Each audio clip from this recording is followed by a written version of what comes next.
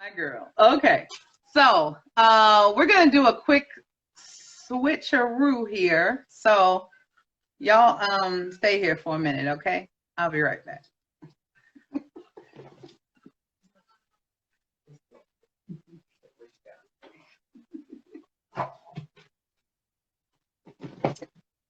Hello, ladies. It's me. You don't know me.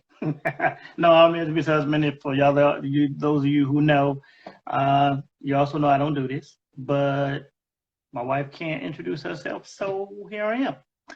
Um, so I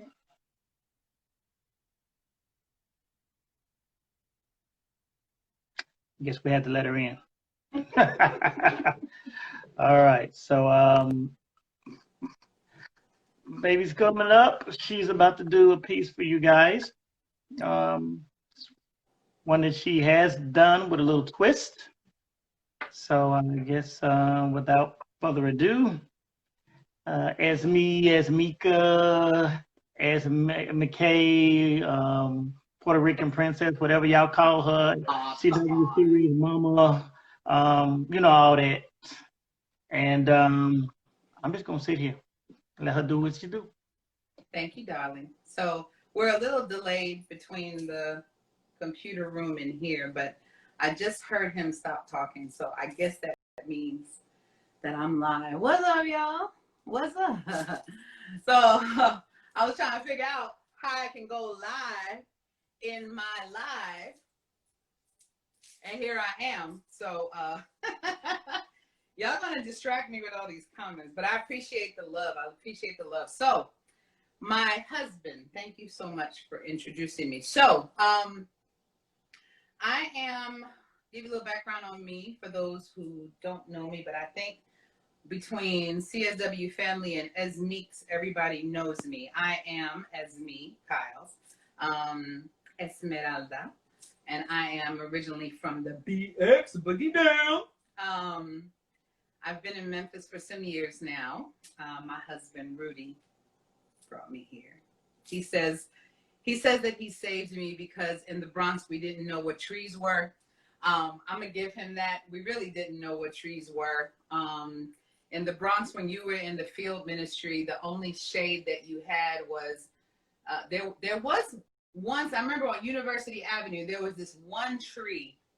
I wish I could show you how messed up it looked like, because I have something there that kind of looks like it. But imagine 5 pioneers and 3 auxiliary pioneers trying to huddle under like a tree with like 3 branches. Like, that's how bad it was. But that's not all over the Bronx. That was just in my territory. Morris Heights. All right. So let me see. Poetry. I don't really consider myself a poet, but that's probably one of the reasons why I wrote this poem. I am very aware of, what we as women go through, what we give ourselves credit for, what we don't. And so this poem was written, inspired for other women, but in 2020, it's kind of taken on a little bit more of a personal meaning for me. So this poem, if you were at our Chicago City series, you heard this poem. However, I have given it a little bit of a spin. My notes are so far away from me. I'm gonna try to get through this as best as possible because I can't see them. So I want to do this piece for you guys, and because it's ladies' night, it just seemed so appropriate to do it. The name of the poem originally was called "I Don't Know How You Do It." The poem now, as of today, is called "I Still Don't Know How You Do It." All right? So give me a minute. Let me shake it out. And let's do this, okay? All right.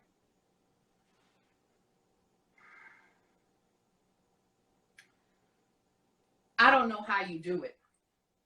How is it that you successfully stay so beautiful and polished when the belief is that all you are is a weaker vessel of broken ceramic pieces? And if that were true, then there must be a divine glue behind you, binding you, because can't too many do what you do. It's true. But you, all you talk about are your flaws. I get it. You're flawed. I'm flawed. Last I checked, diamonds were flawed too. And just like that diamond you wear on your finger, you are strong, precious, and indestructible, if not more so, and yet you don't claim it. How do you do it? How did you give life after growing life, after joining lies, after you barely survived the ridicule, the abuse, the comedy that was your life, yet somehow managed to learn to be a wife and love someone, even though no one taught you how to love you? How do you do what you do? What motivates you to psych yourself up, to wake up before sunup and clean up and freshen up and get dressed up to leave behind home and family and everything you hold dear, and devote your time and your talents, your intelligence and effervescence to human beings, wicked human beings who are ignorant, that neither love you nor understand you, but just demand of you and enslave you by the mighty oppressive power of their paychecks, and it is so sick. And yet you still do it. How? And your heels, they are so high. And those Spanx, whoa, they're so tight. And yet you still smile despite all of it. You still do it. And you won't quit. You wouldn't hear of it. Not even when you're battling pain. And I use that word pain loosely because they haven't yet created an accurate description of your affliction. It's a weapon of mass destruction, capable and strong enough to make even the most valiant soldier suited in armor succumb and surrender to this oppressor known only as Osama bin Laden. And you're ridden with bullet holes from all of the antidotes prescribed by heartless 10 men in white coats who take notes but don't understand the meaning of your pain. I'll say it again. I don't know how you do it. You raise little boys into men, turn little dolls into women. You sew buttons on shirts and kiss boo-boos that hurt. You're a nurse, a cook, a teacher, and a doctor, and sometimes you're even a father. Why do you bother? Do you really have to be a confidant to the wary, a trusted friend, an example to so many? Do you ever get any of the love that you're giving out? And you're forever saving money and always doing laundry and cooking pasta every Monday. And why? Because the family likes it. So tell me something. Why are you so quiet? Why don't you skywrite it? Don't you know you've earned it? Who told you you didn't deserve it? Beautiful soul. You with no father. Loved by your father, who blessed you with the tools to go farther than you could ever expect or perceive or could have possibly dreamed. And yet here you are, queen. Your crown may tilt, but it will not fall. You are more than just a weaker vessel of broken ceramic pieces. You are an intricate mosaic, but it is just so tragic that you don't see it. But I see it. We all see it.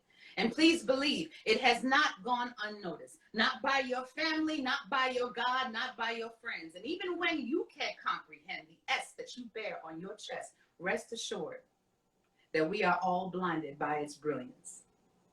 Because you're brilliant and resilient. And I still don't know how you do it.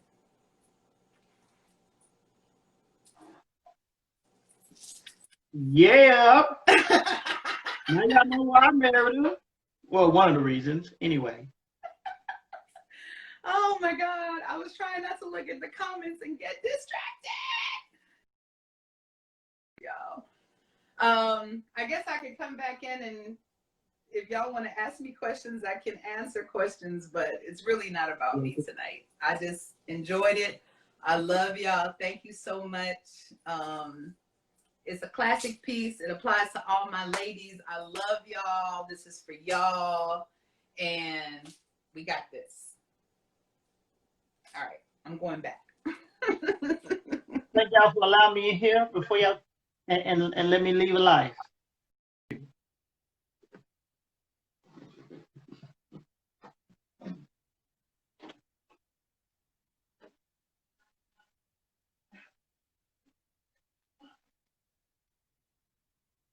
Oh, all right.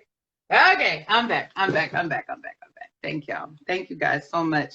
Um, how do you say you're not a poet? I'll be honest with y'all, it's because I don't write a lot. Um, kind of like Vanessa was saying, you know, the inspiration is not always there. But it is it's there when it needs to be. But you know, this one has always been a favorite of mine. And Portia, it's been around. It's been around. There was a little piece that I missed, and Hostage knows the piece that I'm talking about. This, you know, poem. I know that a lot of people don't write their spoken word necessarily with the intent to rhyme. That poem was deliberate in rhyming. Kimmy. That poem was deliberate to rhyme. When I read over it, I said, well, maybe I shouldn't perform this one. Maybe I should write a new piece, which I am writing a new piece. But oh my God, thank you, thank you so much. Don't cry. Um, you know, but when I read it, and the obviously the point is in the delivery. And so this is one of those pieces, like Hostage told me, you know, get up and perform it. And that was exactly what I wanted to do. I did it the first time, like I said, in 2012 in Chicago. And I knew that I had to do it again. I did add a few things. Like I said, I did miss something. The fact of a diamond, I will add that if I ever do this poem again, a diamond has C's, you know, cut, color, carat. And so the line that I missed in there was, you're flawed. I'm flawed. Last I checked, diamonds are flawed too. And just like the diamond you wear on your finger, your color, your cut, your character are strong, precious, and indestructible, if not more so. So that's the part that I missed. And I really appreciate his input on that part because, you know, sometimes you have to go into a little bit more description. And the word character is actually character.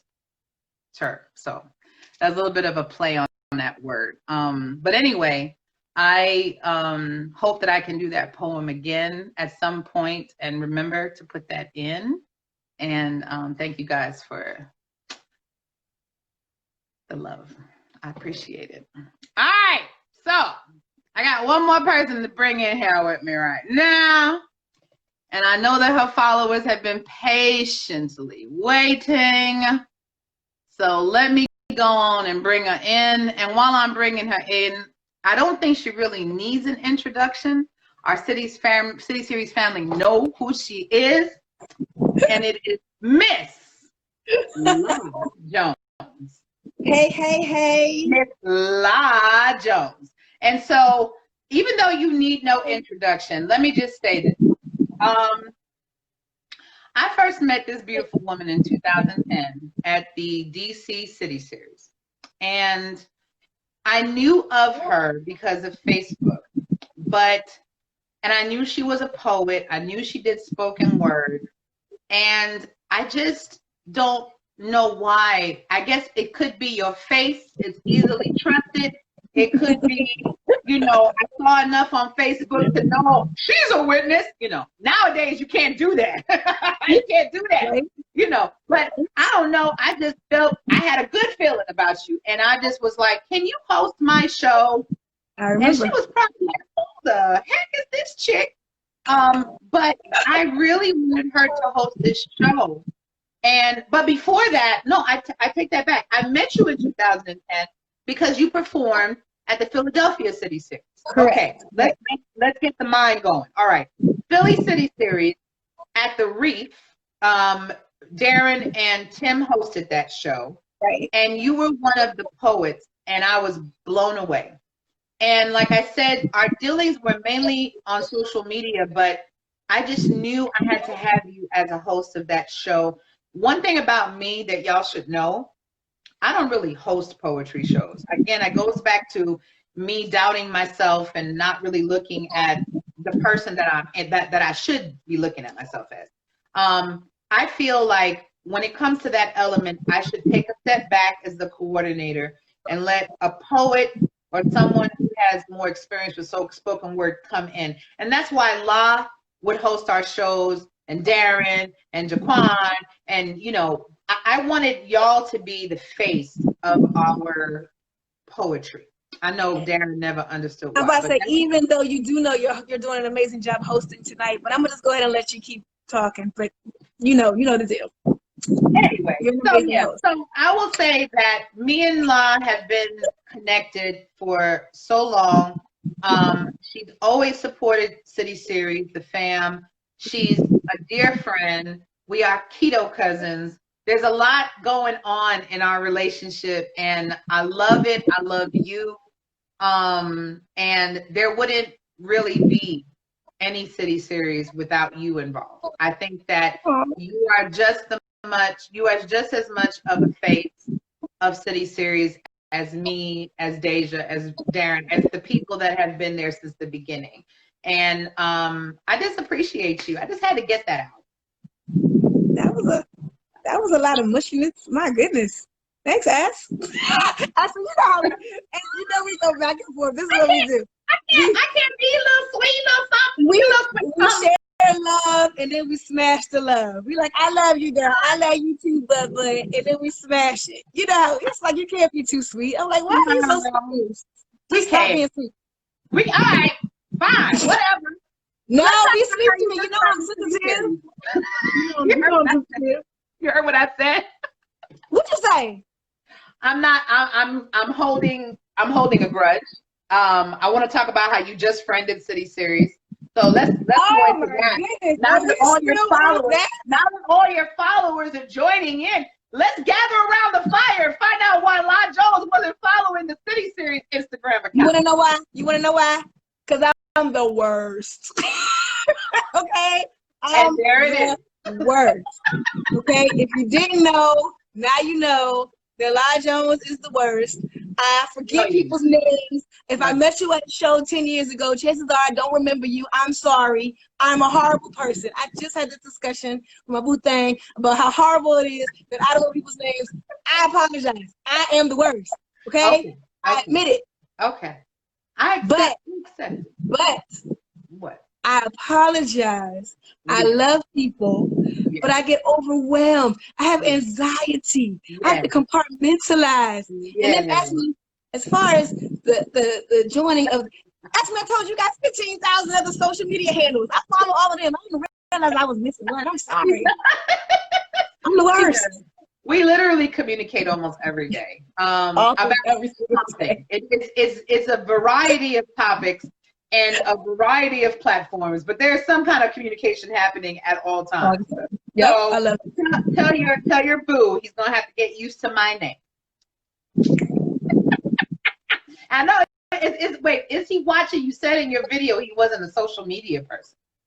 He's not, but I will give Mr. Nathan. No. I will give props where props are due. He is on here, and he joined Instagram expressly to help me test this thing and to watch the show tonight. So he is on here, and I know he does not do Instagram, but he did do Instagram for me tonight. So wow. Well, you told me to send us a friend request, since I had to tell you to send us one. I actually did send you a friend request for him earlier, but you know what? Anyway, I didn't recognize his name, so no, it's on me. It's on me. Okay, all right. Okay. Wait. What you drinking? I want to talk about your poetry. What you drinking? Yes. So this is.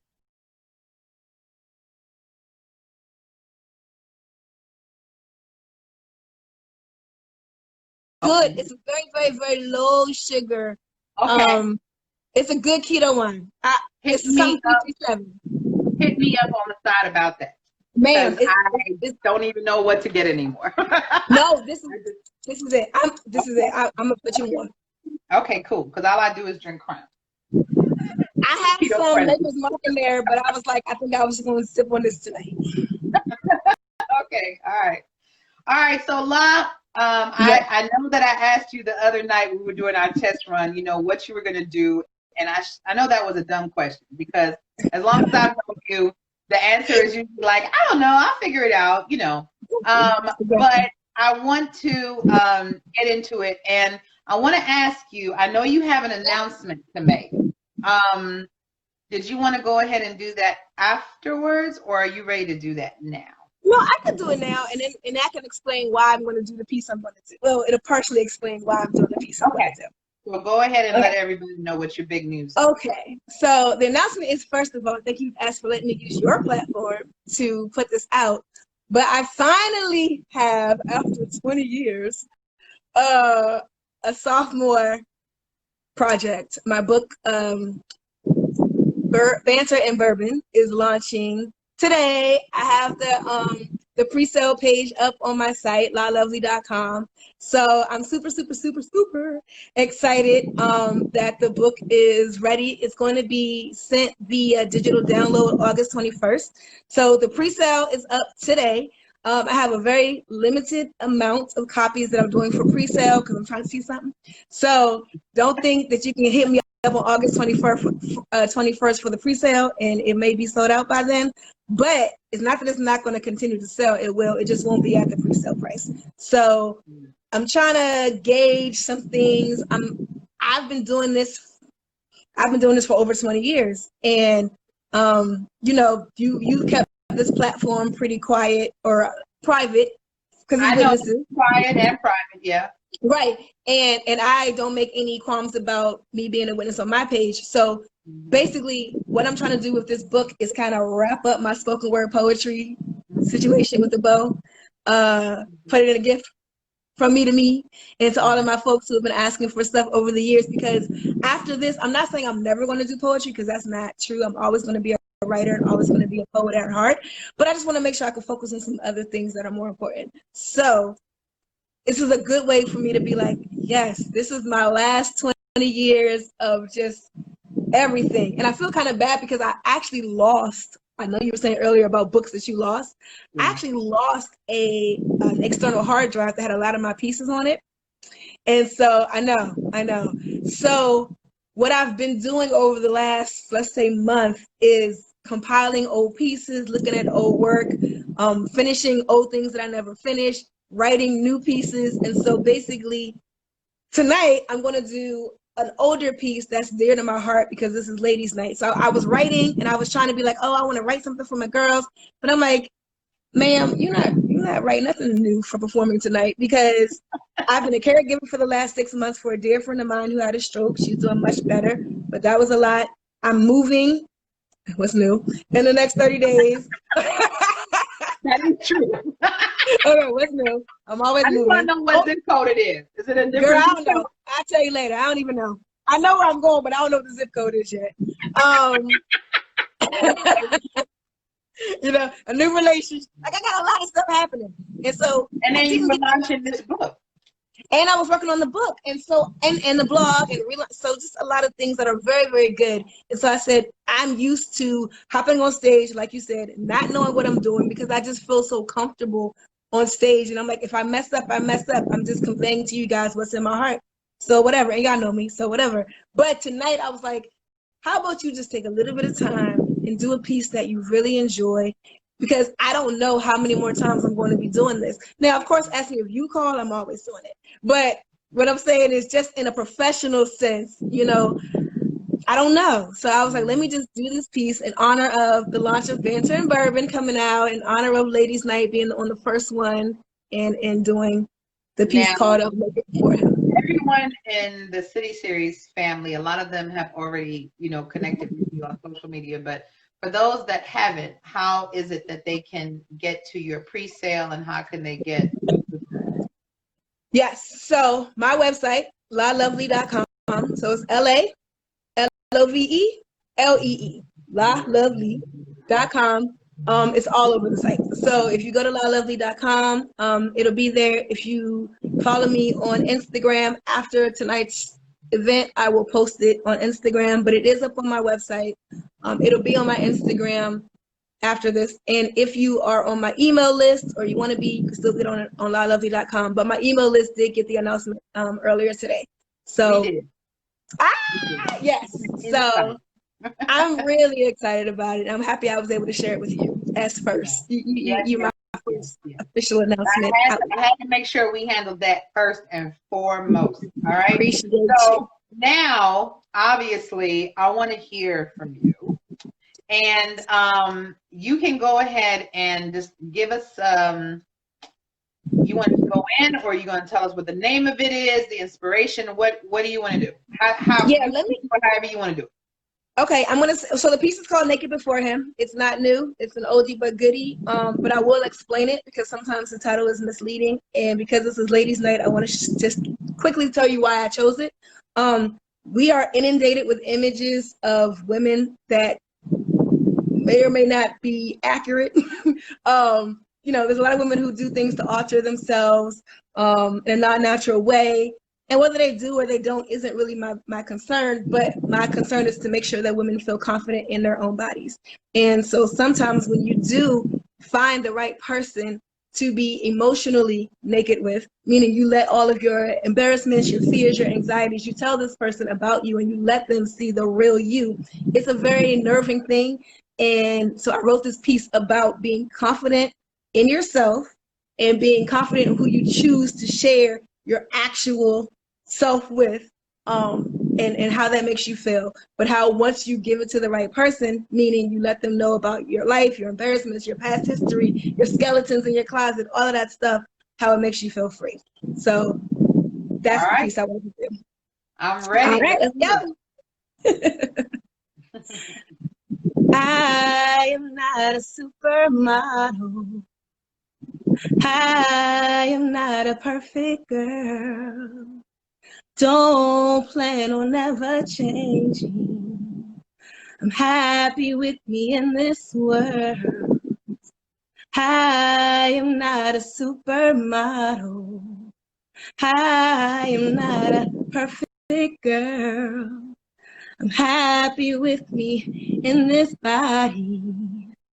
I'm happy with me in this world. I'm happy with me in this world.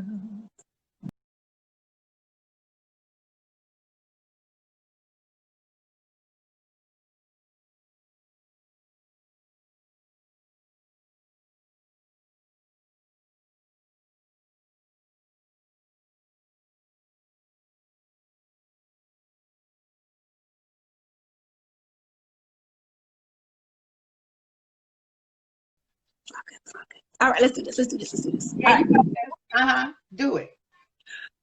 Although cruelly aware, their minds is not a body of supermodel proportions. In his presence, I strip. Removing layers of comfortable constraints that hide my shivering nakedness, I allow him to see me, open and free. From any covering man can make and skin only God can create, I stand and wait. Bearing busty confessions of a past day, inviting him to come lay on my chest and hear my life beat away through teary eyes of embarrassment bordering shame. Letting him see the scarred body behind the name, the little girl behind the fame, the shattered picture in the pretty frame. I have nothing to lose but everything to gain, so I allow him to look upon my years of abuse, whether self-inflicted or otherwise. I let costume and disguise fall and gather to the floor beneath me and neatly step out and around them. Never even bothering to pick them up and hide myself in this most vulnerable state, I let them lay as cold as they had left me, and as hidden as they had kept me. He could still see me as if nothing had come between us. He just came near me, and uncontrollably the walls came tumbling down. And so suddenly I became cruelly aware that mine is not a body of supermodel proportions, but in his presence I strip. Revealing insurmountable insecurities that seemingly had no end, and though every single friend I thought I had something better to do than to help me heal, I vowed to deal with my demons one at a time in a single foul line. As they eagerly waited, they turned to hurt me, and inadvertently I allowed them to go twice. And while looking so sweet and nice on the outside, no one knew what lay beneath the layers of lonely. So with him and him only in this bedarkened room, overshadowed in hesitant gloom, I prayed I wasn't moving too soon as I slid off all threads that confined me. I undid the strings that would bind me.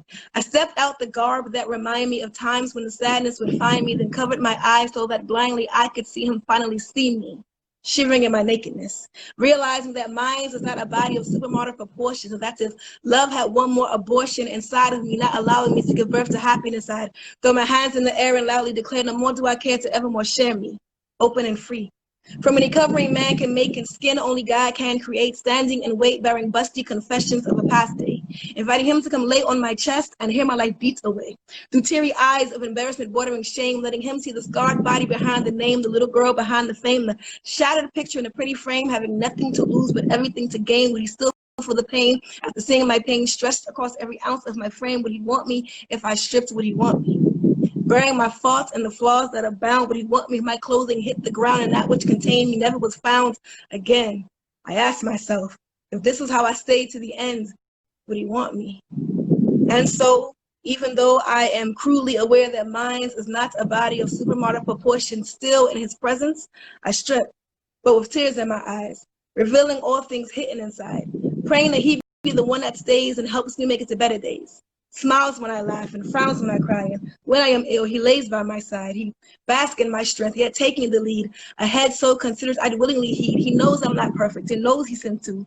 Believes all I tell him. He knows I stay true. Not scared to confront me if things need addressing, and trust me enough to feel free in confessing his hopes and his dreams, his loves and his fears. Got wisdom that it all ain't what it seems. And that behind the scenes, those things get hectic. A smile that hides tears can't truly reflect the real underneath. So he ain't scared to dig, to find the me who was carefully hid beneath all the layers of everyday living, and free to receive the love I be living. Can look at me whole with my inner exposed, inside be out, so all things now transposed. If he be the one who could look at me free, he's assured of my love, now, forever, and eternity. Cause I am not a supermodel. I am not a perfect girl. Don't plan on ever changing. I'm happy with me in this world. I'm happy with me in this world. Boom, and it didn't even mess up. Oh my God. Thank you. Thank you. Thank you. I'm so sorry that you had to get interrupted, but when you come back like that and deliver, Stand. I'm gonna put a T at the end of delivered. Delivered. Delivered. I've been delivered. That poem has been delivered. I mean, where do I go? Where do I even go? See, that's not fair. This is why I don't host these things. What are you talking about? I'm sitting here like, you know how you're in a roller coaster? Where's Avery? Where's Avery? Avery needs to be on this car. You know how you're in a roller coaster and you just... That's literally what just happened. I'm in a roller coaster. I literally just got off of a roller coaster. That is what that poem was. I don't even know. Have you performed that at CitySeries? I don't know. I don't know. And the reason I don't know is because my memory is horrible.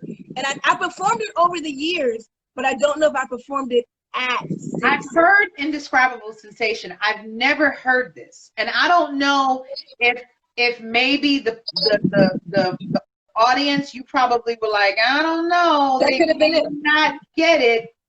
You know, but in this intimate setting, I mean, yeah, Darren is saying you never did. This is literally, I feel like, what did I just hear? Because I've heard you so many times, but I've never. That's so amazing to me, because I literally didn't want to do it, because I'm like, I'm pretty sure I've done this before, but I'm like, but I'm feeling like it's a really, it fits. It was what I wanted to say. I wanted to say it out loud. And I'm actually happy that I did get interrupted and got to say it a second time, because the first time I was speaking a little too fast and it wasn't coming out the way I wanted. So the second time I was able to speak it a little, okay, so I did it at another event. I did it at TLC. Yeah. And you know what? That's one event that I had heard about over the years, but I never got a chance to experience. And the one thing about that event that I always appreciated by the people that organized that event was that the caliber the setting, all of it was to a level that it deserved. You know what I'm saying? Yes. That was the way to do it. Like, if you're going to do poetry, if you're going to, you know, get on the stage, get on a real stage. Like the all of it, the lighting, the setting, all of it was just amazing. And when I saw your performance from today, that you posted from 2016, I posted, yeah. I was like, oh wow, this is, I mean, that's how it should be. You know, like I haven't felt that since like we did like New Eurekan. I think Oh yes, honey. New Eurekan was a dream come true, you know. But I will say real quick, as I think there's a lot to be said about other smaller venues too, because you know, New Eurekan is small. Yeah, exactly. New Eurekan is small and it's a nice stage and it's well known, but New Eurekan is a smaller joint. So I appreciate all of them. You know what I mean? The rooftops, because either way, to be quite honest, if it's good, it's good. If it's good, it's good. That's right. If it's on a big screen or a small screen, if you're in the middle of a circle, you know what I mean, in a cafeteria, or you're on a stage with lights, if you are speaking from your heart and you know you have something to say and people can appreciate it, like the love that people have been showing in this event all night long, like I'm on the sofa. I'm on the sofa living. Did it twice. Exactly. Well, you did it the first time, then the second time, I don't know what to tell you. But yeah, let me go on and pause this because it's in my ear right now. Okay, so yeah, so go ahead. This is for you, Esmee. This is my road. I just wanted to express. Listen, you definitely needed the rose water after that internet fiasco. So yes, please spray yourself. Bring a calming sense of calm, whatever energy, all of that. No, I'm still tripping over the fact that I don't think I've ever heard that piece. Of course, that's so amazing to me. I know it's a genuine treat. It's a genuine treat. You went so fast. I told you, I felt like I was in a roller coaster. And I've definitely heard you rhyme. I've heard you spit. I've heard you perform like that many times over the years. I think it's a signature of your work. It's a signature of your style of poetry. You have a way of the connection with words and how quickly you run through it. A lot of us who have done spoken word, we slow down. We tend to kind of slow down and kind of connect certain parts. We'll speed up in certain parts. We'll slow down in certain parts. You stay on 10. So explain that. And not only explain it, but explain how you can possibly like memorize that. How does that work for you? Like just explain that. Right. So I think it was Nessa who was talking earlier, Vanessa, about how sometimes you write to write and then sometimes you write to perform. And there's two different ways of writing. So for some reason, when I started writing Naked before him, the way it was forming in my brain, I knew I was going to. Hold on 1 second. Do you have a fan over you? That's what I was saying earlier. Hold on, let me try to. It's like every so often it goes. And I think that's what they were trying to say. I didn't hear the fan before, but I hear it now.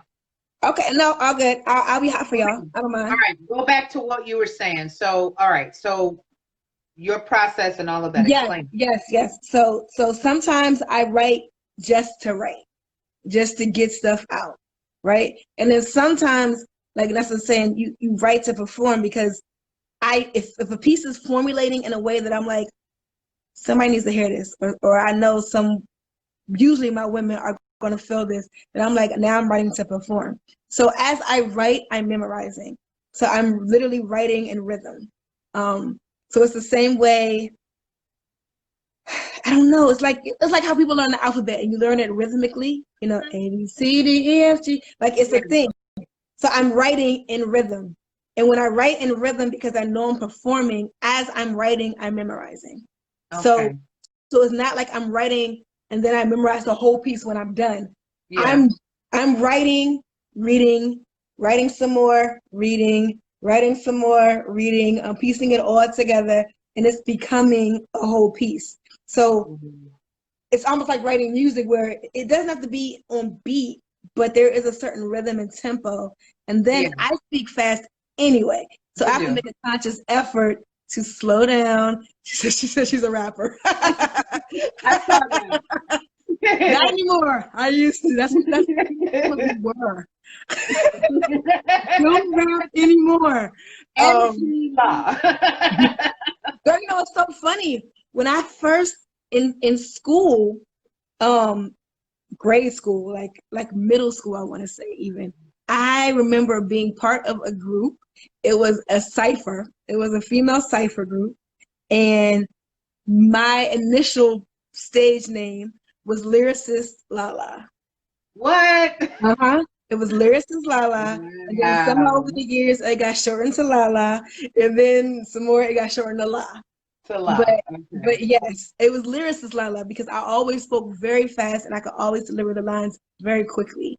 But yeah, writing in tempo, writing in rhythm. That's how I write pieces that I know I'm going to perform. And for some reason, Naked Before Him, even though I really struggle with the title because I know it throws people off, I've gotten in trouble for the title before because people make assumptions based off of what it was. But I'm like, that's not what it is. You know what I mean? Like, I'm speaking about being bare souled. You know what I mean? And I'm like, I want to say, I think it was still Vanessa was speaking about how we do censor our artwork because, you know, we took a vow to not be for ourselves, but to be for somebody else.